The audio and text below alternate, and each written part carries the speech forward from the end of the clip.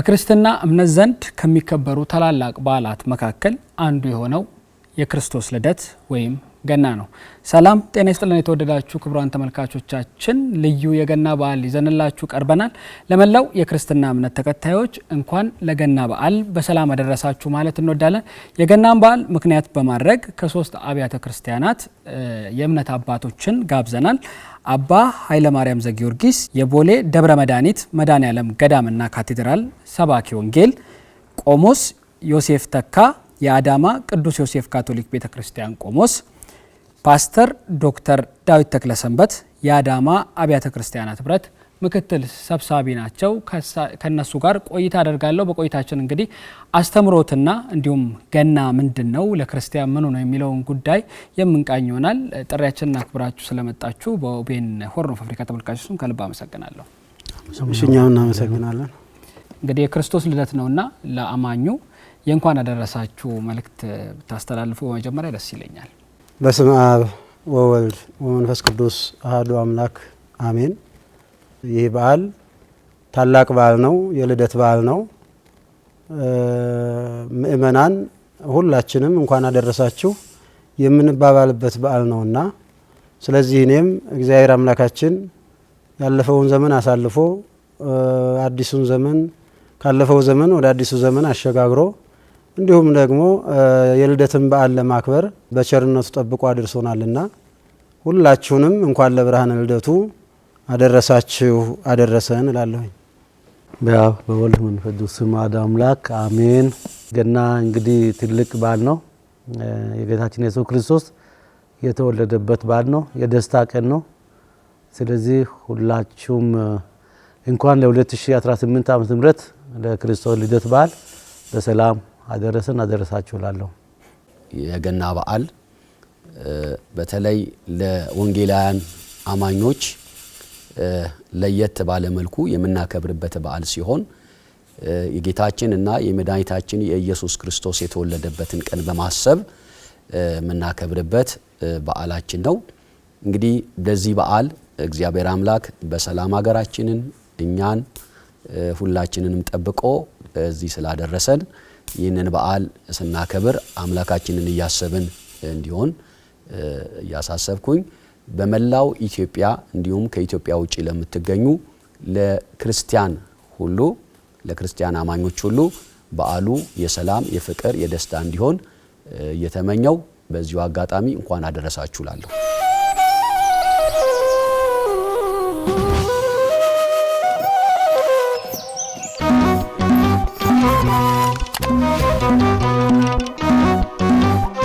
ስለ ገና ስናነሳ የክርስቶስ ልደት የሚከበርበት ነውና እስቲ ከፓስተር ልጀምርና ገና ወይም የክርስቶስ ልደት ለክርስቲያን ምኑ ነው? እንደ ወንጌላውያን አማኞች እምነት ገና ወይም የኢየሱስ ክርስቶስ ወይም የጌታችንና የመድኃኒታችን የኢየሱስ ክርስቶስ የውልደት ቀን በሰፊው ይከበራል። ምክንያቱም ምንድነው? የእምነታችን ጀማሪና ፈጻሚ ሆነው ጌታችንና መድኃኒታችን ኢየሱስ ክርስቶስ የተወለደበት ቀን ስለሆነ ይህ ቀን እንግዲህ መልአኩ ለእረኞቹ ምን በማለት ነው ያበሰረው? ለሕዝብ ሁሉ የሚሆን ታላቅ ደስታ የምስራች ነግራችኋለሁና አትፍሩ ይላቸዋል። በሉቃስ ወንጌል ምዕራፍ 2 ቁጥር 10 ምንድነው ይሄ ታላቅ ደስታ ብለን መጽሐፍ ቅዱስን ስንጠይቅ መጽሐፉ እዛው ቁጥር 11 ላይ መልስ ይሰጠናል። ዛሬ በዳዊት ከተማ መድኃኒትም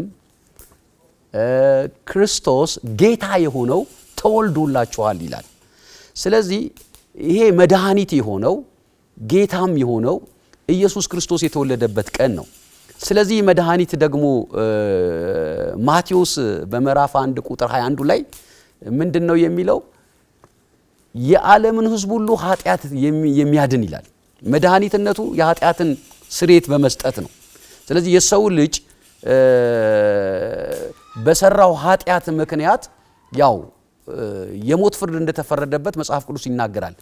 ኢየሱስ ክርስቶስ የተወለደው ይሄንን የሰው ልጅ የተፈረደበትን የሞት ፍርድ ለመሻር ወይም ደግሞ ሞቱን ወደ ህይወት ለመቀየር ስለሆነ ስፔሻሊ እንግዲህ ለወንጌላውያን አማኞች በአጠቃላይ ጌታችንና መድኃኒታችን ኢየሱስ ክርስቶስን የተወለደበትን ቀን ስናስብ አንድ ትልቅ መድኃኒት ተወለደልን ብለን ነው የምናስበው። እንደ ካቶሊክ ቤተክርስቲያን አምልኮ እምነት መሰረት ገና በዓል ትልቅ በዓል ነው፣ የደስታ ቀን ነው፣ የልዩ ቀን ነው። እንግዲህ ክርስቲያኖች ሁሉ ክርስቲያን ተብለው የተጠሩት በክርስቶስ ነው። ስለዚህ ስማችንንም ያገኝንበት ህይወታችንን ያገኝንበት ነው። ስለዚህ ለሁላችን እጅግ በጣም ደስ የሚል ቀን ነው ገና። ሌላውም ገና እንግዲህ እኛ በኃጢአት ምክንያት በተለይ አዳምና ሔዋን የኛ አያቶቻችን በሰሩት ኃጢአት ከገነት ተባረሩ። ከገነት ከተባረሩ በኋላ ወደ ገነት ተመልሰው መግባት አይችሉም። ከእግዚአብሔር ጋር እንግዲህ መታረቅ አስፈላጊ ስለሆነ እግዚአብሔር ሁሉ ጊዜ ጅማሮ ነው ይጀምራልና ምሕረቱንም የጀመረው እሱ ነው፣ ማስታረቁን የጀመረው እሱ ነው። ስለዚህ ለማስታረቅ ወደ ዘላለማዊ ህይወት እንድንገባ ወደ መንግስተ ሰማይ እንድንገባ የኛ ስጋ ለብሶ በእመቤታችን በቅድስት ድንግል ማርያም በለበሰው ስጋ እኛን ለማዳን የመጣበት በዓል ነው። ትልቅ ደስታ በዓል ነው። ልደት ማለት ታላቅ በዓል ነው። በኦርቶዶክስ ተዋሕዶ እምነት ተከታዮች የደስታ በዓል ነው። የእርቅ በዓል ነው። ፍጥረታት ሁሉ የተደሰቱበት በዓል ነው። የሰው ልጅ ብቻ ሳይሆን በዚህ በዓል የተደሰተው ፍጥረታት በሙሉ በዚህ በጌታ መወለድ በዚህ በልደቱ በዓል ወይም ደግሞ በክርስቶስ መወለድ በኢየሱስ ክርስቶስ መወለድ ደስታቸውን ገልጸዋል። ለዚህም መነሻ የቤተ ክርስቲያናችን መጽሐፍ ከቤተ ክርስቲያናችን ሊቃውንት አንዱ ቅዱስ ኤፍሬም የሚባል የቤተ ክርስቲያን ሊቅ አለ። እሱ ሲናገር እመቤታችን ቅድስት ድንግል ማርያምን በሚያመሰግንበት ውዳሴ ማርያም የእመቤታችን ምስጋና ተብሎ በሚጠራው መጽሐፍ ላይ ወኩሉ ፍጥረት ተፈስሐ በምጽአትከ ይላል። በመምጣትህ ሁሉ በመምጣትህ ፍጥረት ሁሉ ነው የሚለው። ወኩሉ ፍጥረት አጠቃሎ ማለት ነው። ቀንሶ ከፍጥረቱ ለይቶ ፍጥረታት የሚባሉት በሰማይ ያሉ መላእክት ፍጥረታት ይባላሉ። የሰው ልጆች ፍጥረታት ናቸው። እንስሳት፣ አራዊት እነዚህ በሙሉ ፍጥረታት ይባላሉና እነዚህን አጠቃሎ ቅዱስ ኤፍሬም ወኩሉ ፍጥረት ተፈስሐ በምጽአትከ ፍጥረት ሁሉ ወደዚህ በመምጣትህ ሰው በመሆንህ በመወለድህ ተደሰተ በማለት ይገልጻልና ፍጥረታት ሁሉ የተደሰቱበት ታላቅ በዓል ነው። እነዚህን ፍጥረታት በምን ተደሰቱ የሚለውን እንደው በጥቂቱ ገለጽ ለማድረግ መጀመሪያ ፍጥረታት የሚላቸው መላእክትን ነው። ቅዱሳን መላእክት እነዚህ ረቂቃን መላእክት ናቸው፣ በሰማይ የሚኖሩ ናቸውና በሰው ልጆች ከእግዚአብሔር መለየት ያዝኑ ነበረ። እነሱ ሁልጊዜም ከእግዚአብሔር ጋር ነው የሚኖሩት። በሰው ልጆች ከእግዚአብሔር መለየት፣ ከረድኤተ እግዚአብሔር ውጪ መሆን፣ የሰው ልጆች ከእግዚአብሔር ተለይተው በነፍሳቸውም በገሃነመ እሳት በሲኦል ሲሰቃዩ ይኖሩ ነበር 5500 ዘመን ሙሉና ጌታ ከእመቤታችን ከቅድስት ድንግል ማርያም በራሱ ፈቃድ ይኸው ቅዱስ ኤፍሬም በራሱ ፈቃድ ይላል፣ በአባቱም ፈቃድ በመንፈስ ቅዱስ ፈቃድ ያስገደደው ሳይኖር አንዳንድ ጊዜ ህብረተሰባችን ክርስቶስ ወደዚህ ሲመጣ እንደው ሰው አስገድዶት እስከ መስቀልም ሲደርስ እንደው ሰው በኃይሉ ለመስቀል ያደረሰው መስሏቸው በዚህ አይነት የሚረዱ አሉና ይሄ ያለማወቅ መጽሐፍ ቅዱስን ያለመረዳት ነውና በራሱ ፈቃድ ነው። በራሱ ፈቃድ ወደዚህ ዓለም መጣ። ከእመቤታችን ከቅድስት ድንግል ማርያም ተወለደ። ከዚያ በኋላ ሰውና እግዚአብሔር ታረቀ፣ እርቅ ጀመረ ማለት ነው። ስለዚህ በዚህን ጊዜ ቅዱሳን መላእክት ተደስተዋል። ለምን ተደሰቱ? የሰው ልጅ ደስታ የነሱ ደስታ አድርገው። ቅዱሳን መላእክት ሰው ደስ ሲለው፣ ሰው ሲደሰት፣ ሰው ከእግዚአብሔር ጋር ሲታረቅ፣ ለሰው በሚደረገው በጎ ነገር ሁሉ እነሱም ደስተኞች ናቸውና ሶበይሪ እዩ እንተ ትከውን ለካልአን እንተ ትከውን ሰናይተ ለሌሎች የምትሆነው በጎ ነገር ባዩ ጊዜ እንደ ራሳቸው ለራሳቸው እንደተደረገ አድርገው ደስ ይላቸዋልና በዚህ ምክንያት ተደስተዋል። አንደኛ የተደሰቱት መላእክት ናቸው። ሌላው ለራሳቸው በተደረገው ነገር ነው። ለነቢያት የነገሩ ጌታ እንደሚወለድ ሰው ይሆናል ይወለዳል ብለው ነቢያትን እንዲያስተምሩ የነገሩ እነሱ ናቸው። ያ ነቢያት የተናገሩት እነሱ ለነቢያት ነግረው ነቢያት ለሕዝቡ የነገሩለት ጌታ ተወልዶ አይተውት ስብሐት ለእግዚአብሔር በሰማያት ብለው አመስግነውት ደስ ብሏቸዋል። አንደኛው ይሄ ነው። ሁለተኛው ደቂቀ አዳም ናቸው። ቅባት ፍሲትን መንፈስ ቅዱስን አግኝተው ከፈጣሪያቸው ታርቀው ደስ ብሏቸዋል። ሶስተኛው ፍጥረታት የተባሉት እንስሳት አራዊት ናቸው። በቀደመው ዘመን እንስሳት አራዊት በሰው ልጆች ጥፋት በሰው ልጆች በደል እነሱም አብረው ጠፍተዋል። በኖህ ዘመን በንፍር ውሃ ጠፍተዋል። በእሳት በሶዶምና ገሞራ ደግሞ በሎጥ ዘመን በእሳት ተቃጥለዋል። በሰው ልጆች በደል ነው ይሁሉ። እንስሳቱ አራዊቱ የሚበድሉ ሆነው አይደለም። ግን ክርስቶስ ከተወለደ በኋላ እንግዲህ ወዲህ አዳም ፈጣሪያችን አዳም ጌታችን የኛ ገዢ አዳም ከፈጣሪው ከታረቀ እኛን እንግዲህ ወዳ ከዚህ በኋላ ጥፋት አያገኘንም ሲሉ ተደስተዋል ማለት ነው። ጥፋት አያገኘንም አዳም ጌታችን ከፈጣሪው ታርቆልናል ሲሉ በዚህ ተደስተዋል። ለዚህ ነው ቅድም እንደተጠቀሰው መልአኩ ቅዱስ ገብርኤል የሉቃስ ወንጌል ምዕራፍ 2 ቁጥር 10 ላይ ወናሁ እዜንወክሙ አብየ ዜና እነሆ ታላቅ ዜና እነግራችኋለሁ ዘይከውን ፍስሐ ለክሙ ወለኩሉ ዓለም። በቤተልሔም አካባቢ የነበሩትን እረኞች መልአኩ ተገልጾ ለእናንተና ለዓለሙ ሁሉ የሚሆን ደስታ እነግራችኋለሁ ነው ያላቸው። ለእናንተና ለዓለሙ ሁሉ የሚሆን ደስታ እነግራችኋለሁ። ስለዚህ ይሄ ደስታ ለሰው ልጆችና ለእንስሳት ለአራዊት ለነዚህ ሳይቀር ነው። በዚህ ልደት የማይደሰት ያው መቼም እንግዲህ ካለመረዳት የተነሳ ደስታው ይቀርበታል፣ በረከቱ ይቀርበታል እንጂ ደስታው ለእንስሳት ሁሉ የተደረገ ነውና በዚህ በሰሜኑ ክፍለ ሀገራችን ቋራ የሚባል በረሃ አለ። ይሄው ቅዱስ ኤፍሬም ፍጥረታት ሁሉ ተደሰተ ሲል ቋራ በሚባለው ቦታ ላይ አንድ ባህታዊ ይኖር ነበርና የልደት ዕለት ሚዳቋ ዮም ተወልደ መድኃኔ ዓለም ዮም ተወልደ ቤዛ ኩሉ ቤዛ መድኃኔ ዓለም ዮም ተወልደ ከሳቴ ብርሃን እያለች ዮም ተወልደ የዓለም ቤዛ ዛሬ ተወለደ፣ ብርሃንን የሚገልጽ ዛሬ ተወለደ፣ የዓለም መድኃኒት ዛሬ ተወለደ እያለች ሚዳቋ ስትዘል አይቷታል። በቋንቋ የበቃ ስለነበረ ባህታዊው ቋንቋዋን አውቆት ለካ ቅዱስ ኤፍሬም ፍጥረት ሁሉ በመምጣት ደስ አለው ያለው እኛ ብቻ ሳንሆን ይሄ ልደት የመወለዱ ደስታ የልደቱ ደስታ ለእንስሳትም ለአራዊትም ነው ብሎ አድንቋልና ይሄ በዓል የደስታ በዓል ነው፣ የእርቅ በዓል ነው። የጌታ ልደት ዕለት መላእክትና ሰዎች ክርስቶስን በማመስገን በሃይማኖት ቃል ያመሰግኑት ዘንድ አንድ ሆኑ ይላልና መላእክትና ሰዎች አንድ የሆኑበት የታረቁበት የተለያዩ አንድ የሆኑበት የእርቅ በዓል የደስታ በዓል ነውና እግረ መንገዱም እኛም ደግሞ ይሄን በዓል ስናከብር የተጣላን ታርቀን እርስ በርሳችን ተከባብረን ልክ ይሄን ጀማሪዎቹን መላእክትና ኖሎትን የቤተልሔም ልጆች እነሱን ምሳሌ አድርገን እኛም አንድነት በመታረቅ በመከባበር በመዋደድ ለችግራቸው በማዘን እንድናከብረው ይሄን በዓል እግረ መንገዴን መልእክቴን አስተላልፋለሁ።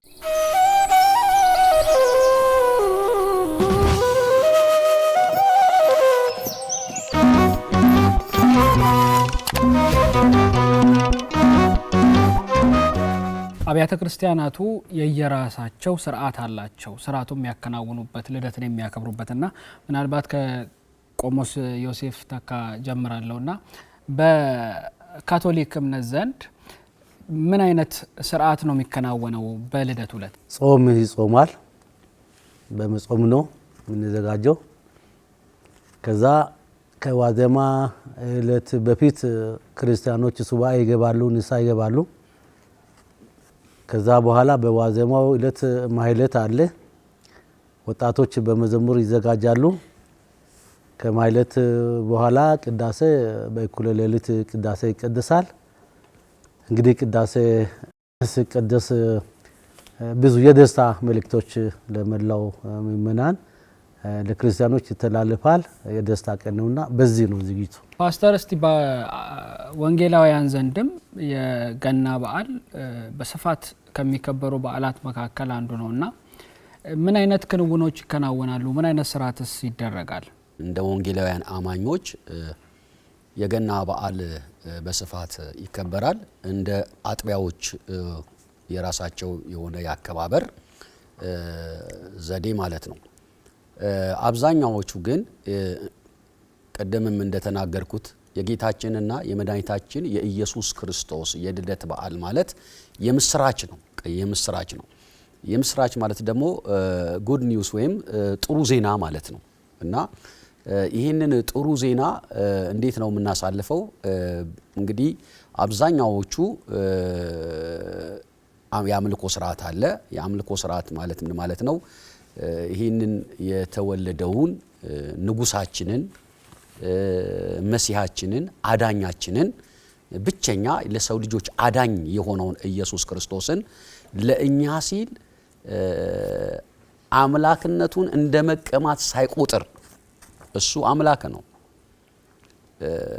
ይህ አምላክ የሆነው ኢየሱስ ክርስቶስ በሰው ማንነት ተገልጦ እንግዲህ ሰው ሆኖ የተወለደበት ቀን ስለሆነ ይህ ትልቅ ምስጢር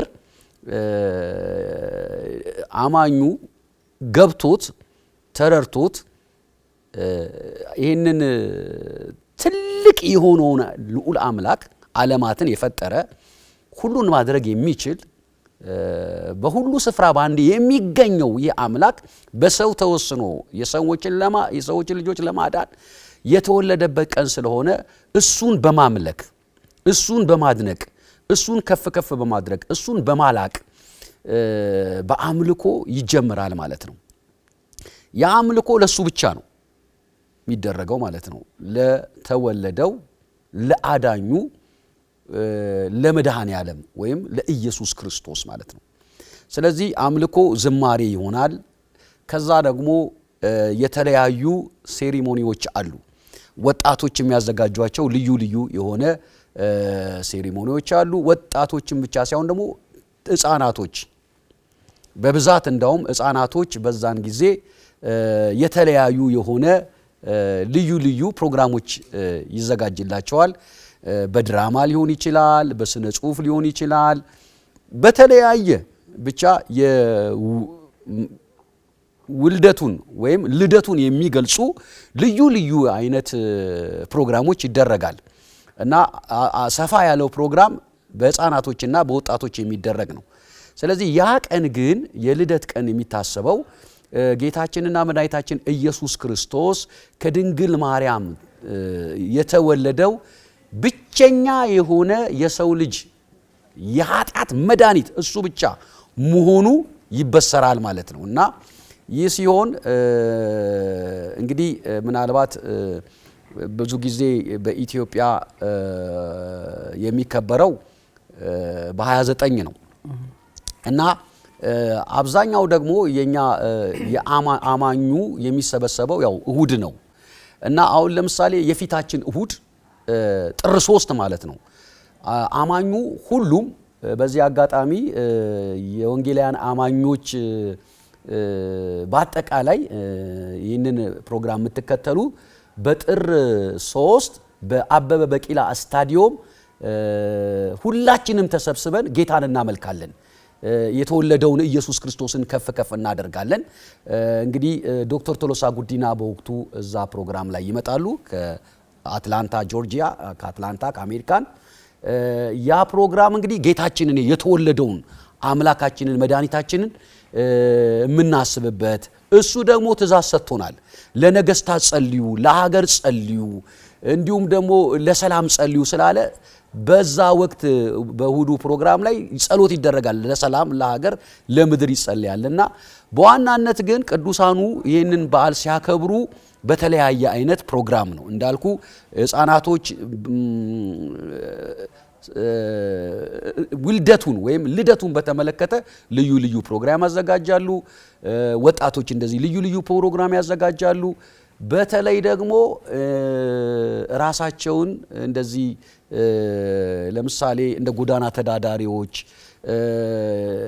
አይነት ልብስ በማምጣት በዛን ቀን ለችግረኛ የተለያየ ነገር የሚደረግበት ስለሆነ ይህ በዓል ለወንጌል አማኞች ልዩ ትኩረት ተሰጥቶት የሚደረግ ነው። ወይም የሚተገበር በዓል ነው ማለት ነው። በጣም ጥሩ። እስቲ አባ ከኢትዮጵያ ኦርቶዶክስ ተዋሕዶ እምነት ዘንድ ምን አይነት አስተምሮና አከባበር ነው ወይም የሚከናወኑ ክንውኖች ምን? በዓሉ የሚከበረው በምስጋና ነው። ምክንያቱም ቅድም ለመግለጽ እንደሞከርኩት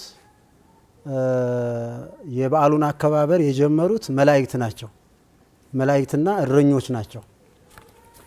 ይህንን አስመልክቶ ቅዱስ ያሬድ የሚባል በኢትዮጵያ ኦርቶዶክስ ተዋሕዶ ቤተክርስቲያን የቤተክርስቲያናችን ሊቅ ቅዱስ አለ።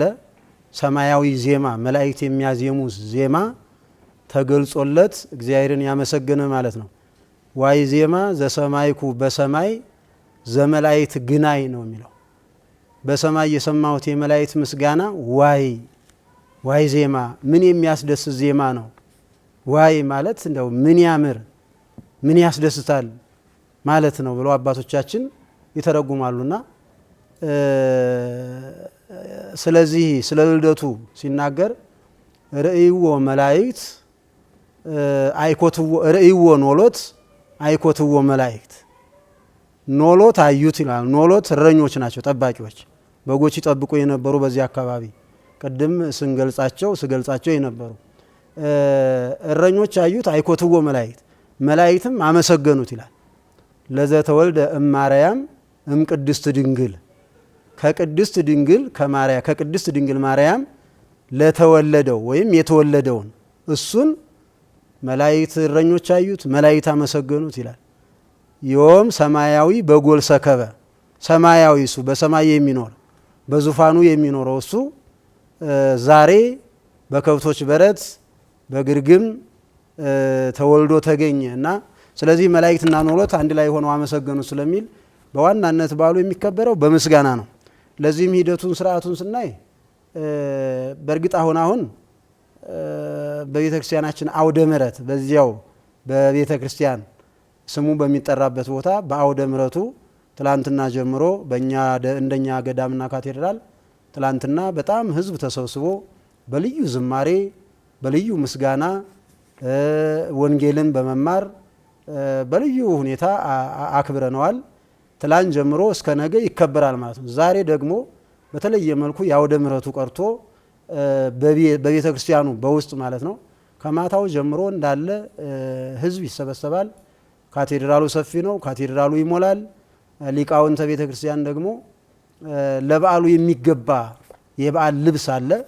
ለምሳሌ እኔ አሁን ነጭ ልብስ ለብሻለሁ። በዓሉን ለማክበር ነጭ ድልን ያመለክታል፣ ንጽህናን ያመለክታል። ስለዚህ ይህንን የሚያመለክት ስለሆነ መላእክትም ነጫጭ ለብሰው ታይተዋል። በክርስቶስ የትንሣኤ ጊዜ ነጫጭ ለብሰው ነው የታዩት። እንደዚሁም ጌታችን ኢየሱስ ክርስቶስ በደብረ ታቦር ለደቀ መዛሙርቱ ብርሃነ መለኮቱን ሲገልጽ ጻዕዳ ሆኖ ተገልጾላቸዋል። ከዚህ የተነሳ ክርስቶስን ለማክበር በዓሉን ለማክበር ክርስቶስን ለማመስገን ኢየሱስ ክርስቶስን ለማመስገን ወደ ቤተ ክርስቲያን የሚመጡ ምእመናን ነጫጭ ለብሰው ነው የሚመጡት። ሊቃውንቱም ለዚህ በዓል የተዘጋጀውን ልብስ ይለብሳሉ። ማህሌት የሚባል አለ፣ ቅዱስ ያሬድ የደረሰው ማህሌት ይቆማል እስከ 6 ሰዓት ድረስ እስከ ሌሊቱ ማለት ነው። 6 ሰዓት ጀምሮ ደግሞ ቅዳሴ ይገባል። ምናልባትም 9 ሰዓት አካባቢ ከቅዳሴ ይወጣል። ለበዓሉ የተዘጋጀ ምግብ ይኖራል። ያን ምግብ ካህናቱ አገልጋዮቹ ይቀምሳሉ፣ ይመገባሉ።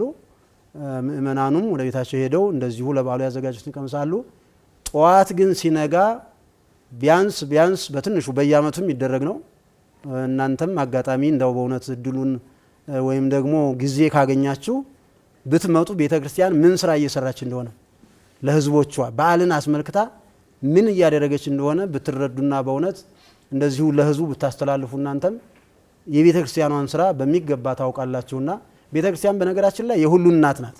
ኦርቶዶክስ ተዋሕዶ ቤተ ክርስቲያን የሁሉ እናት፣ ሰው ሳትመርጥ ይሄ አማኝ ነው ይሄ ደግሞ አያምንም የክርስቶስን አምላክነት አይረዳም ሳትል ምእመናንን ሁሉ የኔ ቢጤዎችን ማለት ነው የኔ ቢጤዎች ሆነው አማኞች የሆኑም አማኞች ያልሆኑም የዕለት ራት የሌላቸውን የዓመት ልብስ የሌላቸውን ጣት ቀለበት የሌላቸውን ችግረኞቹን በመጥራት ቢያንስ ትልቅ አዳራሽ አለ እዚህኛ ቦሌ መድኃኔዓለም ገዳምና ካቴድራል ማለት ነው።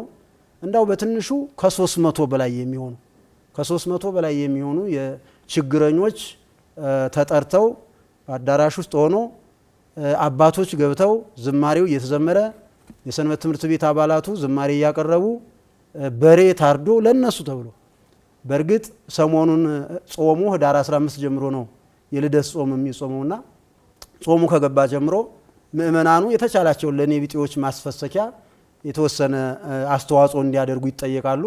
ያ ተሰብስቦ በሬ ይገዛል።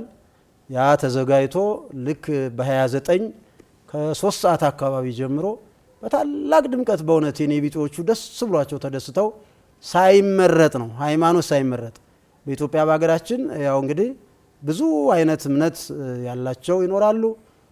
ከሁሉም እምነት ደግሞ ችግረኞች አሉ፣ የሚቀምሱት የሌላቸው አሉ።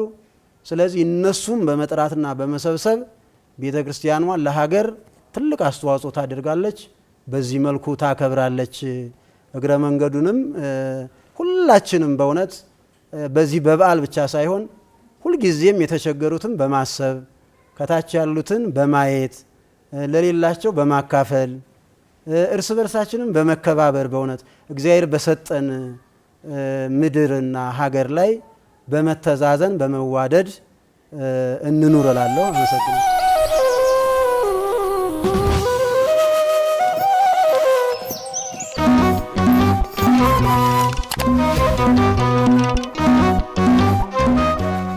ስለ ክርስትና ስናነሳ የክርስቶስ በተለይ ክርስትና ብለን ስናነሳ የክርስቶስ ልደትና ስቅለቱን ነው የሚታሰበውና ምናልባት ፓስተር እዚህ ላይ በተለይ ስለ ክርስቶስ ልደት ስናስብ ፈጣሪ ነው በከብቶች ግርግም ነው የተወለደው። ይህ ትልቅ ምስጢር እንዳለው የእምነት አስተምሮ የሚያስተምሩ አባቶች ያነሳሉና ምን አይነት ምስጢር አለው? በግርግም መወለዱ ስለምን አስፈለገ? በግርግም ወይም ደግሞ በበረት የተወለደበት ምስጢሩ ጥልቅ ነው፣ በጣም ሰፋም ያለ ነው። ምንድነው? ኢየሱስ ክርስቶስ በተወለደበት ዘመን ላይ ሰዎች አስተሳሰባቸው ንጉስ ወይም መሲህ ይወለዳል ብለው የሚጠብቁት ከቤተ መንግስት ነው። ምክንያቱም ነውም ደግሞ እንደዛ አይነት ትሬንድ ነው የነበረውና ኢየሱስ ክርስቶስ ግን ሰዎች በሚጠብቁበት መንገድ አይደለም ወደ ምድር ሲመጣ የተወለደው። አንደኛ የዮሴፍ እጮኛ የነበረችው ማርያም ባልተጠበቀ ሰዓት ከመንፈስ ቅዱስ ጸንሳ ተገኘች። ይሄ የተለየ ራሱን የቻለ ምስጢር አለው እና ያው ዮሴፍ እንግዲህ ጻድቅ ስለነበረ ሊገልጣት አልፈለገም፣ ሸሸገ ይላል መጽሐፍ ቅዱስ። በኋላ ግን መልአክ በህልም ተገልጦለት የጸነሰችው ከመንፈስ ቅዱስ ስለሆነ እጮኛህን ከመውሰድ አትፍራ ብሎት ይገልጥለታል። እና ይሄ እንግዲህ ነቢያቶች የተናገሩለት መስፍን የተባለው ልዑል የተባለው እንደገናም ደግሞ ገዢ የተባለው ይህ ጌታችንና መድኃኒታችን ኢየሱስ ክርስቶስ በዘመኑ የነበሩ ሰዎች በሚጠብቁበት በነገስታት ቤት አይደለም የተወለደው። ይሄ የሚያሳየው ምንድነው ነው? እንግዲህ ሁላችንም በመጽሐፍ ቅዱስ ላይ ተጽፎ እንደምናውቀው ኢቭን ቤት ውስጥ እንኳን አይደለም የተወለደው፣ ቤት ውስጥ እንኳን አይደለም። ምክንያቱም በጣም ዝቅተኛ ማህበረሰብ እንኳን ያለ ሰው ሲወልድ ቤት ውስጥ ነው የሚወለደው። ኢየሱስ ግን ይሄ አይነት እድል አልገጠመውም። ለምንድን ነው ይሄ የሆነው ብለን ስናስብ አንደኛ ጌታችንና መድኃኒታችን ኢየሱስ ክርስቶስ ወደዚህ ምድር ሲመጣ የባሪያን መልክ ይዞ ነው የመጣው። ዝቅ ብሎ ነው። ምክንያቱም የሰው ልጅ አለ ጌታችንና መድኃኒታችን ኢየሱስ ክርስቶስ ሊያገለግል እንጂ ሊገለገል አይደለም የመጣው። እና የእግዚአብሔር ቃልም ሲናገር ያለ ልክ ራሱን እንዳዋረደ ይናገራል። የባሪያን መልክ እንደያዘ ይናገራል። እና ይሄ ዝቅ ብሎ መምጣቱን ለኛ ትልቅ ትምህርት አለው።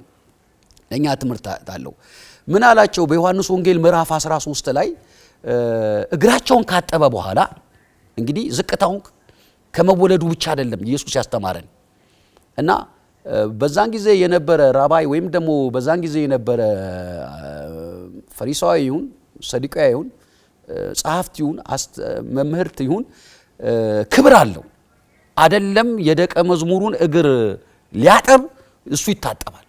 እንዲህ አይነት ነገር የለም። ለዚህም ነው እነ ጴጥሮስ በፍጹም በአንተ እጅ አንታጠብም ያሉት። አዎ እናንተ መምህርና ጌታ ነኝ ትለኛላችሁ፣ እውነታችሁን ነው፣ መምህርና ጌታ ነኝ፣ ግን ዝቅ ብዬ እግራችሁን አጥባለሁ ብሎ የሁሉንም እግር ካጠበ በኋላ እናንተም እንደዚሁ አድርጉ አለ። ምንድነው የሚያስተምረን ካልን መጽሐፍ ቅዱስ ሰው ዝቅ ብሎ እግዚአብሔር አምላክን ማገልገል እንዳለበት ራሱን ከፍ አድርጎ ሳይሆን ከናንተ መካከል በመንግስተ ሰማያት ታላቅ መሆን የሚፈልግ የሁሉ ታናሽ ይሁን ብሎ ነው ያስተማረው እና ታናሽ መሆን በእግዚአብሔር ፊት ታላቅ መሆንን ያስተምረናል። ስለዚህ ኢየሱስ ባልተጠበቀ ስፍራ ያውም በግርግም መወለዱ አንደኛ አይሁዶች ሲጠብቁት የነበረው አንድ ነገር ነበረ። መሲሁ ሲወለድ ወይም መስፍኑ ሲወለድ ከሮማውያን ኢምፓየር ነፃ ያወጣናል ብለው ይጠብቁ ነበር።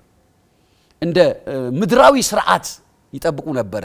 አንድ ንጉስ ማድረግ ያለበትን ነገር ያደርጋል ብለው ይጠብቁ ነበር።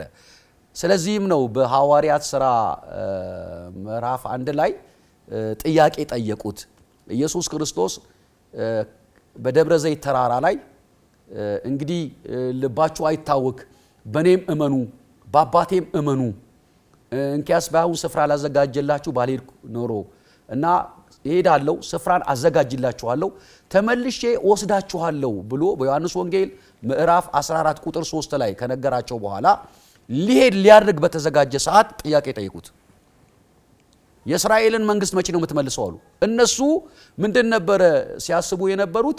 ኢየሱስ ንጉስ ሆኖ ከአይሁድ ከሮማውያን እጅ መንግስቱን ይመልስልናል ብለው አስበው ስለነበረ፣ ነፃ ያወጣናል ብለው አስበው ስለነበረ መቼ ነው አለ። አይ አላቸው ኢየሱስ፣ እንደዛ አይደለም። እኔ የመጣሁት ለአንድ ነገር ነው። መንፈስ ቅዱስ የሚባል ይመጣል። ከዛ በኋላ እሱ ከመጣ በኋላ በኢየሩሳሌም በይሁዳ እስከ ዓለም ዳርቻ ስለኔ ምስክር እንድትሆኑ ነው አለ። አሁን ቁልፉ እዚህ ጋር ነው።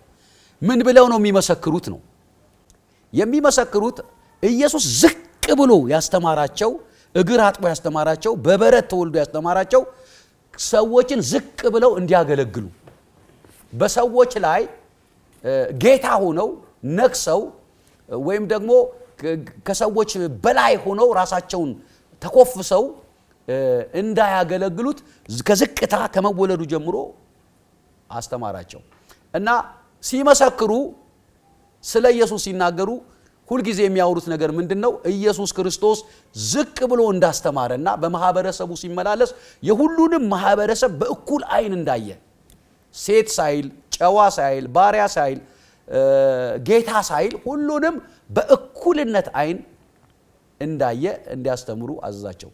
እና ምንድነው በበረት መወለዱ የሚያስተምረው ካልን አሁንም በዚህ ዘመን ላለነው አገልጋዮች የጌታችንና የመድኃኒታችን የኢየሱስ ክርስቶስን ፈለግ እንድንከተል። እሱ ክብር አልፈለገም፣ እሱ ከፍታን አልፈለገም። እሱ ይችል ነበረ በሄሮድስ ቤት ውስጥ መወለድ ይችል ነበረ፣ ግን ይሄንን አልመረጠም። ኢየሱስ ሲጠበቅም የነበረው በቤተ መንግስት ነበረ፣ ግን ይሄንን አልመረጠም። ያልመረጠበት ምክንያት ኢየሱስ የባሪያን መልክ ይዞ ነው የመጣው። ያለ ልክ ራሱን አዋርዶ ነው የመጣው። ይሄ ከውልደቱ ጀምሮ የሚያሳይ ነገር ነውና አሁንም ላለነው በዚህ ዘመን የኢየሱስ ክርስቶስ አገልጋይ ነን ለምንል ለሁላችንም ትምህርት ነው። ዝቅ ብለን ማህበረሰባችንን፣ ህዝባችንን እንድናገለግል፣ ሁሉንም ደግሞ በእኩል አይን ኢየሱስ ክርስቶስ ሁሉን በእኩል አይን ነው ያለው። ሁሉን አላበላለጠም። ኢየሱስ ክርስቶስ በነበረበት ዘመን ለሴት የነበረው ክብርና ለወንድ የነበረው ክብር እኩል አልነበረም። ኢየሱስ ግን ሴቶችን ሳይቀር ያቀርብ ነበረ። ማህበረሰቡ እንደሚያገላቸው አላገለላቸውም። ያ ብቻ አይደለም፣ ኃጢአተኞችን ሳይቀር ኢየሱስ ክርስቶስ ወደ ራሱ ያስጠጋ ነበረ። ክርስቶስ ወይም ኢየሱስ ክርስቶስ በነበረበት ዘመን ኃጢአተኛ የተባለ ወደ ቤተ መቅደስ ወይም ደግሞ ወደ ካህን እንዲቀርብ አይፈቀደለትም። ኢየሱስ ግን መጥተው እግሩን ሲዳስሱ በፀጉራቸው ሳይቀር እግሩን በእንባ እያበሱ በፊቱ ሲቀርቡ ዝም ነው ያለው። በሌሎች እንኳን እንዴት ኃጢአተኞችን ያቀርባል እስከሚባል ድረስ ተብሏል። ለምንድን ነው ይሄን ያደረገው ካልን አሁንም ለኛ ዘመን ኃጢአተኞችን እንዳንንቅ ኃጢአተኞችን እንዳናገለል ያስተምረናል እና እንደ ወንጌላውያን አብያተ ክርስቲያናት አስተምሮ ወይም እንደ ወንጌላውያን አማኞች አስተምሮ ኢየሱስ ክርስቶስ ከውልደቱ ጀምሮ ዝቅ ብሎ በበረት ተወልዶ የደቀ መዝሙሮቹን እግር አጥቦ ከህፃን ከአዋቂ ከኃጢአተኞች ከሁሉም ማህበረሰብ ጋራ በፍቅር በሰላም እኩል ራሱን ከፍ ሳያረግ አንድም ቦታ ላይ እኔ አምላክ ነኝ እኔ ፈጣሪ ነኝ ብሎ ራሱን ከሰው ልጅ በላይ አድርጎ ሰዎችን ንቆ ሰዎችን አግሎ መጽሐፍ ቅዱስ አያሳየንም። ያንንም ያህል ኦቶሪቲ ይዞ ያንን ያህል ማንነት ይዞ ልክ በሰውን ማንነቱ በተመላለሰበት ጊዜ የሰውን ልጆች ዝቅ ብሎ እንዳገለገለ ሰርቫንት ሆኖ እንዳገለገለ አሁንም ላለን ለማናችንም ኢየሱስን ለምናገለግል አገልጋዮች ሞዴል እንድንሆን የተገለጠበት መገለጥ ነው ብለን እናምናለን። እግዚአብሔር ሰማይና ምድርን የፈጠረ የሚታይ የማይታዩትን መላእክትን ሁሉ የፈጠረ መጨረሻ ላይ ራሱ የፍጡራንን ስጋ የለበሰበት ነው። የሱ የእግዚአብሔር ፍቅር እጅግ በጣም ከፍ እንደሚል እንዲሁ ደግሞ እጅግ በጣም ወርዶ ዝቅ እንደሚል ሁሉንም የሚያቅፍ መሆኑን ይናገራል። በተለይም መወለዱ በከብቶች በረት ውስጥ መወለዱ እንደዛ ሆኖ የእግዚአብሔር ቃል በነቢያት በትንቢት የተነገረው እንዲፈጸም ነው። በቤተልሔም እንደሚወለድ ተነግሯል በነቢያት። ያ መፈጸም አለበት። ታማኝ ነው እግዚአብሔር፣ በቃሉ ታማኝ ነውና መፈጸም አለበት። ያም እንዲሆን ነው። ሌላ በረት መወለዱ ራሱን ዝቅ ማድረጉ ትህትና ያሳያል። ምን ያህል ትሁት እንደሆነ የእግዚአብሔር ልጅ ፈጣሪ ቃል ስጋ የሆነው ምን ያህል ትሁት እንደሆነ። ስለዚህ እኛ ምን ያስተምራል? ትህትና። እኛም የሱ ልጆች የሱ ወንድሞች የእግዚአብሔር ልጆች የጌታችን ኢየሱስ ክርስቶስ ወንድሞችና እህቶች ትሁት መሆን አለብን። እሱ ነው የሰጠን። ማንኛውም አይነት ሁሉም ነገር የሰጠው እሱ ነው። እሱ በሰጠውን ደግሞ በታማኝነት በትህትና በፍቅር ማገልገል እንዳለንበት ነው የሚነግረን በከብቶች በረት ውስጥ መወለዱ።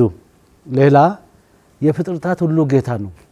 ስለዚህ ለሰው ልጅ ሁሉ ብቻ ሳይሆን ለፍጥረታት ሁሉ መጥቷል። ሰማይና ምድር አስታረቀ። ስለዚህ በሰማይ ውስጥ ያሉትን በምድር ውስጥ ያሉትን ፍጥረታት ሁሉ መታረቅ አለባቸው። ስለዚህ ያንም ይገልጻል። እኛም ስለዚህ ምንድነው ወደ ድሆች መቅረብ አለብን። የተረሱትን ማስታወስ አለብን፣ ማገዝ አለብን፣ መርዳት አለብን። ራሳችን ዝቅ አድርገን ማገልገል አለብን። በፎጣ በወገቡ ላይ ታጥቆ ነው ያጠበው። ሐዋርያት ነበሩ የእሱን እግር ማጠብ ነበረባቸው፣ እሱ አጠበ። ስለዚህ እኔ እንዳደረጓቸው እናንተም እርስ በርሳችሁ አድርጉ ነው። ስለዚህ ያ የፍቅር ስራ ነው ያስተማረውና እጅግ በጣም ትልቅ ምስጢር ነው። እስካሁን የተነገረው እንዳለ ሆኖ በጓደኞቼ የተነገረው እንዳለ ሆኖ ተጨማሪ ለመጨመር ያህል አንደኛው በዛ በበረት የተወለደበት ምክንያት የአይሁድ አስተሳሰብ ትክክል እንዳልሆነ ለማስረዳት ነው። የአይሁድ አስተሳሰብ ትክክል እንዳይደለ አይሁድ ሲያስቡ በቤተ መንግስት በታላቅ ክብር ተወልዶ እንደሚያድናቸው በእንዲህ አይነት ተወልዶ በቤተ መንግስት በተድላ በደስታ ያላደገ ተከብሮ አንቱ ተብሎ ያላደገ ደግሞ ከትልቅ ደረጃ ከትልቅ ስልጣን ወይም ደግሞ ሌላውን መቤዠት ማዳን መታደግ መምራት የማይችል እንደሚሆን ያስቡ ነበር እነሱና የነሱ ሐሳብ ትክክል እንዳይደለ ለመረዳት ከተናቀ ቦታም ከከብቶች በረትም ትልቅ መሪ እንደሚገኝ ለማስረዳት በበረት ተወለደ። ቀደም ብሎ ክርስቶስ ሰው ከመሆኑ ከመወለዱ በፊት ያሉትን ስንመለከት ራሱ ትልልቅ ደረጃ የደረሱ ታላላቅ ሰዎች በጎች ጠባቂዎች ነበሩ፣ እንስሳት ጠባቂዎች ነበሩ። ለምሳሌ ሙሴ በጎች ጠባቂ ነበረ። የዮቶርን በጎች የአማቱን የዮቶርን በጎች ይጠብቅ ነበረ ሙሴ። ከበጎች ጥበቃ ተነስቶ ነው እስራኤልን ከፈርዖን እጅ አድኖ ባህር ከፍሎ ማሻገር የቻለው። ባህር ከፍሎ አሻግሯል። ስለዚህ በጎች የሚጠብቁ ከትልቅ ደረጃ ደርሰዋል ማለት ነው። ሰውን ማዳን ከመከራ ከዚህ ከምድራዊው ባህር ማሻገር ችለዋል ማለት ነው። ከምድራዊው ስቃይ ማዳን ችለዋል። ሙሴ እንደዛ አድርጓል። እሱም ሰውን ሁሉ ከመከራ ስጋ ብቻ ሳይሆን ከመከራ ነፍስም የማድናችሁ እኔ ነኝ፣ መንግስተ ሰማያት የማስገባችሁ እኔ ነኝ ሲል በበረት ተወለደ ማለት ነው። ሌላው ያዕቆብን ስንመለከት አብርሃም፣ ይስሐቅ፣ ያዕቆብ ታላላቆቹ በመጽሐፍ ቅዱስ የሚታወቁት ያዕቆብ እንደዚሁ በግ ጠባቂ ነው። ያዕቆብ በግ ጠባቂ ነበረ። የ12ቱ ነገደ እስራኤል አባት ለመሆን በቅቷል። አሁንም ምእመናን ቤተ ክርስቲያን በጸሎቷም ስታስብ ለአብርሃም፣ ለይስሐቅ፣ ለያዕቆብ ወይም ደግሞ በአብርሃም በይስሐቅ በያዕቆብ እቅፍ በመንግስተ ሰማያት ያስቀምጣችሁ እያለች ነው ህዝቦቿን የምትመርቀው የምታመሰግነውና የሰው ልጅ ሁሉ በኋላ በመንግስተ ሰማያት የሚገባው በእነሱ ቃል ኪዳን የምትወረስ መንግስተ ሰማያት ነው የሚያገኝ በእነ ያዕቆብ። ያዕቆብ ማነው? በግ ጠባቂ ነበረ። ሌላው ዳዊትን ብንመለከት ንጉሱ ዳዊትን የማያውቅ ማንም የለም። የንጉሱ የዳዊት ታሪክ በሰፊው በዚህ በዓለም ነገስታትም ዘንድ ይታወቃል፣ ይተረካል። በመጽሐፍ ቅዱስ የማያምኑ ቢሆኑም እንኳን ታሪኩን ያውቁታልና ዳዊት እስራኤልን 40 ዘመን ለመምራት የደረሰው ከበግ ጥበቃ ተጠርቶ ነው። በግ ጠባቂ ነው። ሳሙኤል የሚባል ነቢይ ነበረ። እግዚአብሔር ላከው ወደ ዳዊት ይላልና ከእሴይ ልጆች ህዝቤን የሚመራ ቀባና ጸለየ አንግስልኝ ብሎ እግዚአብሔር ሲልከው ሳሙኤል እሴይን ጠራና እስኪ ልጆችህን አንጣ ንጉስ እንዳደርጋቸው። ሳኦል የሚባለው ንጉስ እግዚአብሔርን አሳዝኗል። በነገራችን ላይ መሪዎችም እግዚአብሔርን ማሳዘን የለባቸውም፣ የሚያሳዝን ስራም መስራት የለባቸው። ከእግዚአብሔር በታች እንደ እግዚአብሔር ሆነው የህዝብ አባት ሆነው ለህዝብ እየራሩ የህዝቡን ችግር እየተረዱ ለህዝቡ የሚያዝኑና ህዝቡን በሚገባ በነገራችን ላይ ነገስታት ራሱ ከእግዚአብሔር በታች የህዝብ አባት ናቸው። እግዚአብሔር ብቻ አይደለም፣ መሪዎች የህዝብ አባት ናቸው። ስለዚህ ለህዝቡ ሊያዝኑ ይገባልና ሳኦል በዘመኑ ለህዝቡ አላዘነም፣ አስቸገረ፣ ህዝቡን አሰቃየ፣ አስጨነቀ። በዚህን ጊዜ በል ከእሴይ ልጅ ህዝቤን የሚመራና የሚጠብቅ ንጉስ አንግስልኝ አለው፣ ላከው። ከእሴይ ልጆች እሴይን ጠራ። እሴይ ልጆችን አንጣልኝ ሲለው ኤልያብ የሚባል መልካም መልኩ ያማረ ቁመቱ ዘለግ ያለ በቃ ግርማ ሞገስ ያለው ልጅ አመጣ። ይሄ ነው እስራኤልን የሚመራ እግዚአብሔር የሚመርጠው ይሄንን ነው ብሎ ሲል እግዚአብሔር ተው አልመረኩትም። ሰው እንደሚያይ እግዚአብሔር አያይም። እናንተ መልክ ታያላችሁ፣ ውጫዊውን አካል ፊዚካሉን ታያላችሁ፣ እኔ ግን ደግሞ ውስጡን ነው የማየውና ይሄ አይሆንም ማለት ሌሎቹን አንጣልኝ አለው። ሌሎቹ 6 ልጆች አመጣ። አሁንም እግዚአብሔር አልፈቀደም። ሌላ የለህምን አለው። አይ ህፃን ነው፣ እረኛ ነው። እንግዲህ ተመልከቱ፣ የሰው አመለካከት እንደዚህ ነው። ከእረኝነት ተመርጦ ለትልቅ ደረጃ የሚደርስ አይመስላቸውም። አይሁድም እንደዛ ነበር አስተሳሰባቸውና በበረት እንዴት በቤተ መንግስት ተወልዶ ነው የሚያድነን የሚል ሀሳብ ስለነበራቸው ቅድም እንዳልኩት ያለ ማፍረስ ነውና እሴይ የሚያለው ምንድነው? አይ ህፃን ነው እሱ ለምንም አይበቃም እንጂ ነበር 7 እስኪ አምጣው አለው።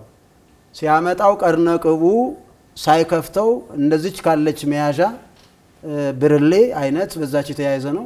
ራሱ ፈልቶ ተከፈተ ይላል። በዚያን ጊዜ አነገሰው እና ዳዊት እስራኤልን 40 ዘመን በፍቅር ለህዝቡ በማዘን ጠላት የውጭ ጠላት ሲመጣ ህዝቡን ይዞ በአንድነት የውጭ ጠላትን ድል እያደረገ እግዚአብሔር እየረዳው እያገዘው 40 ዘመን እስራኤልን መርቷል እና ዳዊትም ከእስራኤልን 40 ዘመን የመራው ከበጎች ጥበቃ ነው ተነስቶ ነው። ስለዚህ ምን ለማለት ነው? ክርስቶስ በበረት የተወለደው ከትንሽ ከተናቀ ቦታ ትልቅ መሪ የሚወጣ መሆኑ። ሙሴ እስራኤልን ባህር ከፍሎ በጎች ጠባቂ ነበረ።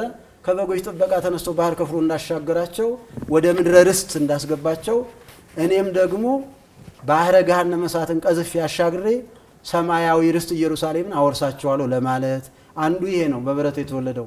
ሌላውና ሁለተኛው የእንስሳት ሁሉ ጠባቂ እሱ መሆኑን ለመግለጽ የሰዎችም የእንስሳትም ፍጥረቶቹ ናቸውና መልካም እረኛ ከበጎቹ አይለይም። በጎች የሰው ልጆች በበጎች ተመስለዋል። የዮሐንስ ወንጌል ምዕራፍ 10 ቁጥር 11 ላይ አነ ውእቱ ኖላዊ ኄር ይላል። ቸር ጠባቂ ነፍሱን ስለ በጎቹ አሳልፎ ይሰጣል ይላል። አውሬ እንዳይበላቸው፣ ተኩላ እንዳይበላቸው፣ ሌባ ወንበዴ እንዳይቀማቸው እሱ ከፊት ሆኖ ለበጎቹ መከታ ይሆናል፣ ጋሻ ይሆናል ማለት ነው። ስለዚህ እኔ ጋሻችሁ ነኝ ለማለት ለእናንተ ነፍሴን አሳልፌ የምሰጥላችሁ ነኝ ለማለት እውነተኛ ጠባቂያችሁ እኔ ነኝ ለማለት። በነገራችን ላይ ይኸው ንጉሱ ዳዊት ከበጎች እረኛ ተነስቶ ህዝቡን ሲጠብቅ የነበረው ነገስታትም ጠባቂ ይባላሉ፣ እረኞች ይባላሉ። እና ህዝቡን ሲጠብቅ የነበረው ዳዊት ኖላዊ ሆሙ ለእስራኤል አጽም፣ የእስራኤል ጠባቂ ሆይ እረኛቸው ሆይ እባክህ አድምጥ፣ ናና ሰው ሆነ አድነን እያለ ይጸልይ ነበር። ስለዚህ ትክክለኛ እውነተኛ እረኛ ለእንስሳቱም ጭምር የሚያዝን ጻድቅ ይምህር ለእንስሳሁ ይላል። ጻድቅ ሰው ለእንስሳው ያዝናል ይላል። ጻድቃን ለእንስሳት ያዝናል፣ በእንስሳት ላይ ግፍ አይፈጽሙ።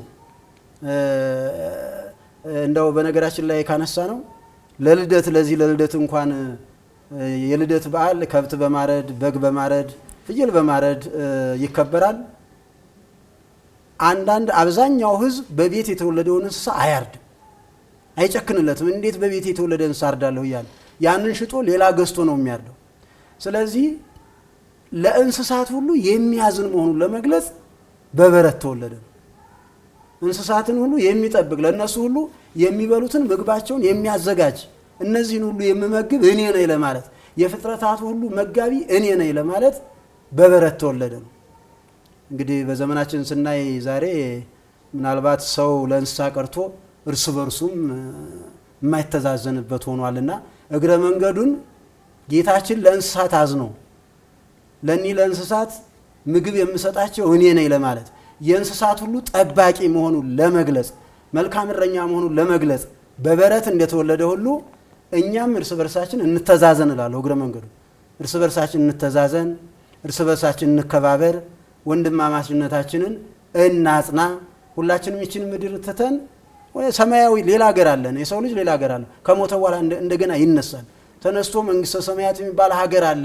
ይሄ ጨለማና ብርሃን የማይፈራረቅበት፣ ጽድቅ ከሰሩ ብርሃን ብቻ፣ ኃጢአት ከሰሩ ደግሞ ክርስቶስን ካላወቁ አምላክን ካልተረዱ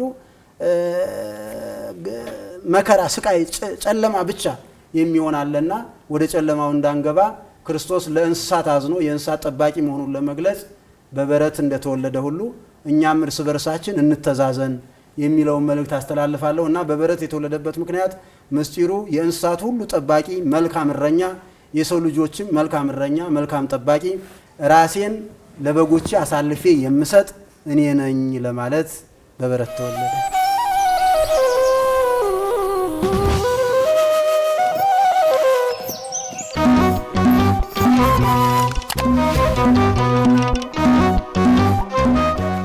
በመጨረሻም የሚያስተላልፉት መልእክት ካለ እስቲ ከፓስተር ልጀምርና። የመጀመሪያው ልደት እንግዲህ በመጽሐፍ ቅዱስ ማቴዎስም ሉቃስም ሲያበስሩን በተለይ ሉቃስ የተናገረውን ቃል በመጥቀስ አብራራለሁ። ሉቃስ እንግዲህ ምንድነው ያለው? በሌሊት መንጋቸውን ለሚጠብቁ ለነዛ እረኞች መልአኩ እንግዲህ በብዙ ክብር ተገልጦ የተናገራቸው ያበሰራቸው ብስራት ምንድነው?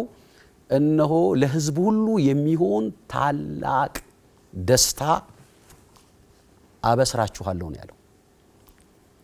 ይሄ ታላቅ ደስታ እንግዲህ በሕዝበ ክርስቲያኑ ዘንድ ሊታወቅ የሚገባው የደስታው ምንጭ ምንድነው ነው። የደስታው ምንጭ ዛሬ በዳዊት ከተማ መድኃኒት ጌታም ክርስቶስም የሆነው ተወልዷልና ይላል። ይህንን በዓል ስናከብር የጌታችንና የመድኃኒታችንን የኢየሱስ ክርስቶስን መድኃኒት መሆን እያሰብን መድኃኒትነቱ ደግሞ በፍጹም ሕክምና ወይም ድህነት ሊገኝበት ያልቻለውን ከአዳም ጀምሮ እስከ ጌታችንና መድኃኒታችን ኢየሱስ ክርስቶስ እስከ ተወለደበት ዓመተ ምህረት የሰው ልጅ ሲፈራውና ሲቸገር ሲጨነቅለት የነበረውን የዘላለምን ሞት ነው ኢየሱስ በሞቱ የሻረው።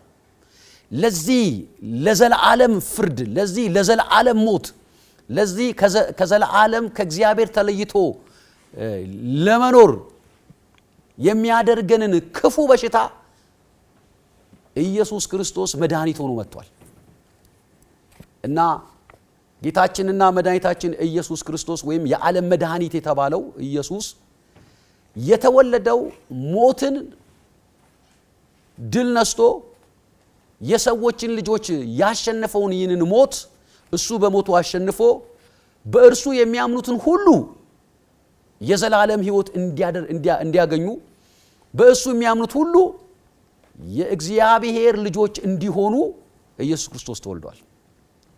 ስለዚህ ይህንን መድኃኒት የሆነውን ኢየሱስ ክርስቶስን እንደተወለደ እንደ አዳነን በመንፈሳችንም እያሰብነው በዓሉን ልክ ቅድም እንደተናገርኩት ኢየሱስ ክርስቶስ ዝቅ ብሎ በበረት እንደተወለደ የደቀ መዝሙሮቹን እግር እንዳጠበ ማንንም ሳይለይ ዘርን ሳይለይ ጎሳን ሳይለይ ሀብታም ሳይል ድሃ ሳይል ኃጢአተኛ ሳይል ሁሉንም ማህበረሰብ በእኩል አቅፎ እንዳገለገለ እኛም የእሱ ተከታዮች ነን የምንል ወይም ደቀ መዝሙሮች ነን የምንል የእሱን ፈለግ እንድንከተል እያሳሰብኩኝ በዓሉን ስናከብር ከአምልኮ ባሻገር ጌታችንና መድኃኒታችን ኢየሱስ ክርስቶስ እንዳዘዘን ከራሳችን ባለፈ ለሌላው መኖር እንድንችል ብሎም ኢየሱስ ክርስቶስ ካስተማራቸው ትምህርቶች መካከል እርስ በርሳችሁ ተዋደዱ እንዳለ መላው የኢትዮጵያ ሕዝብ ክርስቲያንም ሆነ ክርስቲያንም ያልሆነ ሁሉም ማህበረሰብ በጌታችንና በመድኃኒታችን በኢየሱስ ክርስቶስ ትምህርት እርስ በርስ እየተፋቀረ እየተዋደደ እየተከባበረ እንዲሁም ደግሞ ለራስህ ማድረግ የምትፈልገውን ሁሉ ለሌላው አድርግ እንደሚል ወይም ባልንጀራህን ከራስህ አብልጠ ውደድ እንደሚል እኛ ቤታችን ሞልቶ ተርፎ እየበላን እየጠጣን ደስ እያለን ጎረቤቶቻችን ወይም በአካባቢያችን ያሉት ደግሞ ማህበረሰብ እጅግ ተቸግረው እጅግ ደግሞ ጎድሎባቸው ያሉትን ደግሞ ኢየሱስ ክርስቶስ አካፍሉ እንዳለን እጀ መጎናጸፊያውን ቢጠይቅ እጀ ጠባቡን ጨምርለት እንዳለ እንደዚሁ ኢየሱስ ክርስቶስ አካፍሉ እንዳለ እንደ እምነትን ሳንለይ ሰው በሆነ ሁሉ ምክንያቱም ኢየሱስ ክርስቶስ ለሕዝብ ሁሉ ደስታ ሊሆን የመጣው ኢየሱስ ክርስቶስ መጽሐፍ ቅዱስ እንደሚል በዮሐንስ ወንጌል ምዕራፍ 3 ቁጥር 16 ላይ እንደተናገረ እግዚአብሔር አምላክ አንድያ ልጁን እስከ መስጠት ዓለምን እንደዚህ ወዷል ይላል። ዓለምን ነው የወደደው እግዚአብሔር። ኢየሱስ ክርስቶስም ደግሞ የዓለም ስጦታ ነው። ምክንያቱም በእርሱ የሚያምን ሁሉ የዘላለም ሕይወት እንዲኖረው እንጂ እንዳይጠፋ እግዚአብሔር አምላክ አንድያ ልጁን እስከ መስጠት ዓለምን ወዷል ይላል። ይሄ እግዚአብሔር አብ ዓለምን የወደደበት ትልቁ ፍቅር ልጁን የሰጠን ፍቅር እኛም እርስ በርሳችን ፍቅር እንዲኖረንና በፍቅር እየተሳሰብን በዓሉን በሰላም በመከባበር ስጦታን በመሰጣጣት እንዲሁም ደግሞ እርስ በርሳችን ደግሞ የተለያዩ መንፈሳዊያን ስርዓቶቻችንን እንደ የቤተ እምነቶቻችን በመፈጸም እንድናከብር ሳሳስብ እቺ በጣም አጠንክሬ የምናገራት ቃል ኢየሱስ የዓለም መድኃኒት ተብሎ የተወለደበት ቀን የሰዎችን ልጆች ከሞት ወደ ዘላለም ሕይወት እንዲሸጋገሩ የተወለደበት ቀን ነው። ምክንያቱም ኢየሱስ ክርስቶስ በእኔ የሚያምን ሁሉ የዘላለም ሕይወት ይኖረዋል ብለዋልና ይህንን እያሰብን ሕይወት ያገኘንበት ከሞት ፍርድ ያመለጥንበት በክርስቶስ ኢየሱስ መወለድ ዓመተ ምሕረትን የተቀበልንበት የተማርንበት ከአብ ጋር የተታረቅንበት ቀን እንደሆነ ያሰብን ደስ ብሎን የዘላለም ሕይወት እንዳገኘ ሰው እንደዳነ ሰው ኢየሱስ ክርስቶስን እያመለክን በዓሉን በሰላም በፍቅር እንዳነሳስብ አሳስባለሁ። መልእክቱ ለሁሉ ለክርስቲያኖች ብቻ አይደለም። እግዚአብሔር ልጅ ቃል ሥጋ የሆነው ለሁሉ ፍጥረታት ነውና እንግዲህ በራሱ አምሳልና ምሳሌ ለፈጠራቸው ለሰው ልጆች ሁሉ በዓሉ የሰላም፣ የደስታ፣ የፍቅር፣ የአንድነት እንዲሆን እንመኛለን። በዚህ በዓል ምክንያት እንግዲህ እኛ ባለአደራዎች ነን። እኛ የምናገለግላቸው ህዝቦች ምእመናን ክርስቲያኖች እኛ የፈጠርናቸው አይደሉም፣ የእግዚአብሔር ልጆች ናቸው። እኛ እንድናስተምር፣ እንድንመክር፣ እንድንገስጽ መንገድ እንድናሳይ ነው እግዚአብሔር ነው የሰጠና ያን እንግዲህ ጌታችን ኢየሱስ ክርስቶስ ቅድም እንዳልነው ራሱን ዝቅ ማድረጉን በትህትና ያሳይበት መንገድ እንግዲህ በከብቶች ግርግም ውስጥ መወለድ ነውና እኛም አገልግሎታችን በትህትና ማገልገል አለብን። ልዩነት ሳንፈጥር በትህትና ማገልገል አለብን። ያ እንግዲህ ትልቅ ኃላፊነት ነው። ሌላው በሀገራችን ትልቅ እሴት ባህሉ ያለው ሰው ከሌለው ጋር ማካፈል ነው። ማካፈል አብሮ መደሰት ነው። ደስታ ለሁላችን ነው። የምስራቹ የክርስቶስ ልደት ደስታ ለሁላችን ስለሆነ እንግዲህ በመንፈሳዊ ነገር ቃሉን በመስማት ስጋ ወደሙን በመቀበል ንስሐ በመግባት በመዘመር እነዚህ መንፈሳዊ ደስታዎች ናቸው። ስጋም ደግሞ ይፈልጋል። እግዚአብሔር በነፍስና በስጋ ነው የፈጠረው። ስለዚህ ስጋም መራብ የለበትም መጠማት የለበትምና እንደው በመንፈስም በስጋም እንድንደሰት ነው። ስለዚህ ለዚህ ካለን ማካፈል አለብን። ባህላችንም ነው እሴታችንም ነው። ይህንን በደንብ አጠንክረን መያዝ አለብን። ይህን በዓል እንግዲህ ስናከብር እግዚአብሔር ለታመሙት ፈውስን እንዲልካቸው፣ ላዘኑት መጽናናትን እንዲልካቸው፣ ከዚህ ዓለም ወደ ራሱ ለጠራቸው ነፍሳት ሁሉ እግዚአብሔር በአብርሃም በይስሐቅ በያዕቆብ ቅዱሳንና ጻድቃን ዘንድ እንዲያኖራቸው እንለምናለን። እግዚአብሔር መልካም በዓል ያደርግልን። የልደት በዓል የስጦታ በዓል ነው። የመተዛዘን በዓል ነው። ይህም ስጦታ የተጀመረው እንደው ምናልባት በዚህ በልደቱ በዓል አንዱ ለአንዱ ስጦታ ቢሰጥ መልካም ነው ብላ ቤተክርስቲያን የጀመረችው ሳይሆን አስቀድሞ የነበሩ ሰብአ ሰገል የሚባሉ ነገስታት ክርስቶስ በተወለደ ጊዜ የጀመሩት ነው። ይህንን አስመልክቶ ቅዱስ ያሬድ በድርሰቱ ላይ ምን ይላል? አንፈራጹ ሰብአ ሰገል ይላል። ሰብአ ሰገል ክርስቶስን ባገኙ ጊዜ አንፈራጹ ሰብአ ሰገል ረኪቦሙ ሕፃነ ዘተወልደ ለነ ወአምጽኡ አምሃሆሙ መድምመ ይላልና የተወለደው ለኛ የተወለደልንን ክርስቶስን በኮከብ እየተመሩ ነው የሄዱት። የማቴዎስ ወንጌል ምዕራፍ 2 ቁጥር 10 ጀምሮ ገልጾታል ወንጌሉ። ክርስቶስ ከተወለደበት ከቤተልሔም ሲደርሱ እጅግ ተደሰቱ ይላል። በጣም ደስ አላቸው ይላል። ወአምጹ አምሃሁ መድምመ የሚያስደንቅ ስጦታቸውንም አመጡ ይላል። ድንቅ የሆነ ልዩ ስጦታ እንግዲህ ቅዱስ ያሬድ ሲገልጸው የሚያስደንቅ አምሃ ማለት እጅ መንሻ ነው፣ ስጦታ ማለት ነው። የሚያስደንቅ ስጦታቸውን ይዘው መጡ ይላል።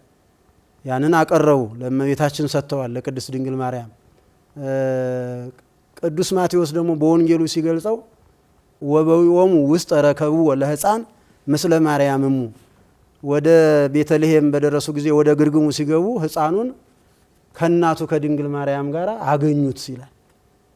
ወወድቆ ሰገዱ ሎቱ ስግደት ይገባሃል አምላክ ነህ ሲሉ ለሱ የባህሪ ስግደት የአምልኮት ስግደት፣ ለቅድስት ድንግል ማርያም ደግሞ የጸጋ የማክበር ስግደት ሰገዱላት ይላል። ይህን ይዛ ነው ቤተ ክርስቲያን ለቅድስት ድንግል ማርያም የጸጋ ስግደት የጸጋ ምስጋና የምታቀርበው። መነሻው ይሄ ነው። የቀደሙ አባቶች አድርገውታልና ሰገዱላት። ለሷ የጸጋ ነው የስጦታ ነው፣ እግዚአብሔር አክብሯታልና እናቱ ሆናለችና፣ ለሱ ደግሞ የአምልኮት ነው። ያንን ስግደት አምልኮት ካቀረቡ በኋላ ወአርሃው መዛግብቲሆሙ ሳጥኖቻቸውን ከፈቱ ይላል። ሳጥኖቻቸውን ከፍተው ወርቅ፣ ዕጣን፣ ከርቤ ሰጡት ይላል። ወአምጹ ሎቱ ወርቀ ዕጣነ ወከርቤ ወይም ወርቀ ከርቤ ወዕጣነ። ወርቅ ስለ ንጉስነቱ ይገባሃል ንጉስ ነህ። እስከ ዛሬ ይህን ወርቅ የምንሰጣቸው ነገስታት ኃላፊዎች ናቸው፣ ቀድሞም ፍጡራን ናቸው፣ አንተ የፈጠርካቸው ናቸው። አንተ ግን ቀድሞም ያልተፈጠርክ ነህ፣ አምላክ ነህ፣ ምንጊዜም ለዘላለም የምትኖር ነህ፣ የማታልፍ ነህ። ስለዚህ ይሄ እውነተኛ ስጦታ ወርቅ ላንተ ይገባሃል ሲሉ ስለ ንግስናው ንጉስ ስለመሆኑ ወርቅ አምጥተውለታል። ዕጣን ደግሞ ስለ ክህነቱ ቀድሞ ባለማወቅ ይህን እናጥናቸው የነበሩ ጣዖታት ፍጡራን ናቸው፣ ኃላፊያን ናቸው። አንተ ግን የማታልፍ የዘላለም አምላክ ነህ ሲሉ ዕጣን አምጥተው ሰጥተውታል። ከርቤ ይላል ደግሞ ይሄ ከርቤ የሚባለው የተሰበረ ነገር ሰው ቢሰበር ምን ሲል የሚጠግን እቃም ቢሆን የሚጠግን ነገር ነው። የተለያየውን አንድ የሚያደርግ ነው። ከርቤ እንደ ዕጣን ያለ ነው፣ ያው ከርቤ ይባላል። የተለያየውን ነገር ሲያቀልጡት አቅልጠው ሲያደርጉበት አንድ ያደርገዋል፣ ይጠግነዋል ማለት ነው። ስለዚህ አንተም ተለያይተው የነበሩ ሰውና መላእክትን የሰው ልጆችን አንድ ለማድረግ መጥተሃልና ይሄ ይገባሃል ሲሉ ይህን ስጦታ አምጥተዋልና፣ ስለዚህ ምንም ባለመለያየት ቅድም እንዳልኩት በገዳማችን እንደሚደረገው ረቡዕ ዕለት ልዩ ዝግጅት አለ። የኔቢጤዎች እስከ ከ300 በላይ የሚሆኑ ተሰብስበው የተለያየ እምነት ያላቸው ይህ ስጦታ ይደረጋልና ምእመናኑ አሁንም ሳትለዩ እንደው በደጃችሁ ላሉ ቤት ኖሯቸው የዕለት ራት ላጡ በበዓሉ እንደው የሚቀምሱት አጥተው አዝነው የሚውሉ እናንተ ታውቋቸዋላችሁና ከነሱ ጋር በመካፈል ዋሉ ነው። ለዚህ ትልቅ አብነት የሚሆን መቄዶንያ በእውነት ትልቅ አብነት ይሆናል። ወደ ስንት ሺህ የሚሆኑ ከ8,000 በላይ ህዝብ ሰብስቦ በእውነት ብንያም የሚባል የመሰረተው መቄዶንያን በጣም በእውነት ለሀገሪቱ አርአያ የሚሆን ነው፣ ለሁላችን አርአያ የሚሆን ነውና የቤተ ክርስቲያናችን ትምህርት ተቀብሎ ነው። በነገራችን ላይ ምን ትላለ የቤተ ክርስቲያናችን ስታስተምር? ብፁዕ ዘይሌቡ ላዕለ ነዳይ ወምስኪን የዳዊት መዝሙር ይሄ ንጉሱ ዳዊት የተናገረው ነው።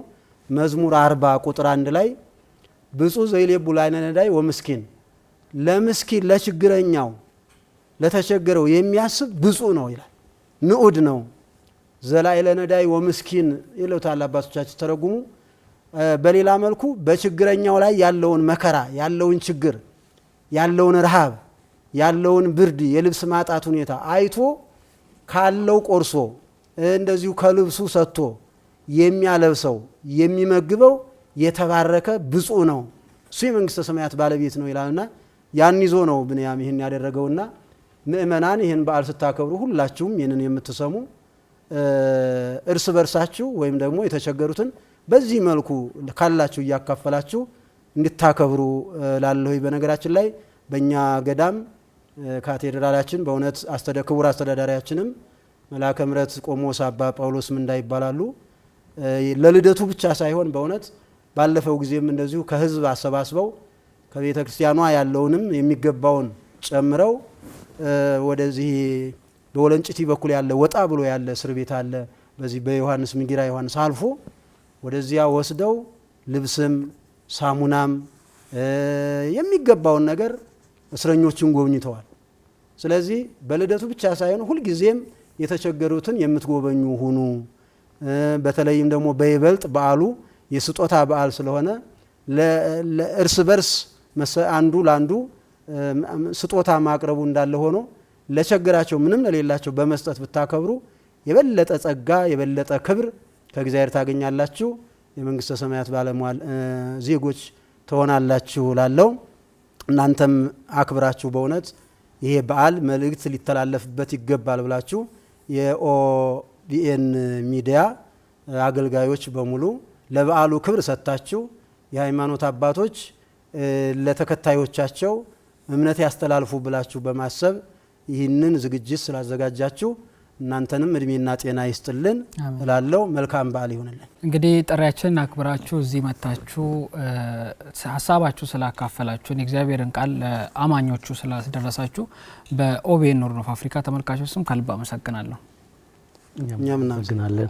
ክቡራን ተመልካቾቻችን እየተከታተላችሁት የቆያችሁት ልዩ የበዓል ዝግጅታችንን ነው። ቆይታ ያደረግነው ከ3 የአብያተ ክርስቲያናት የመጡ አባቶች ጋር ነው። ከወንጌላውያን ከኦርቶዶክስና ከካቶሊክ ቤተክርስቲያን የመጡ አባቶች ጋር ነበረ ቆይታ ያደረግነው። በቆይታችን ብዙ ቁም ነገር እንደሸመታችሁበት ተስፋ እናደርጋለን።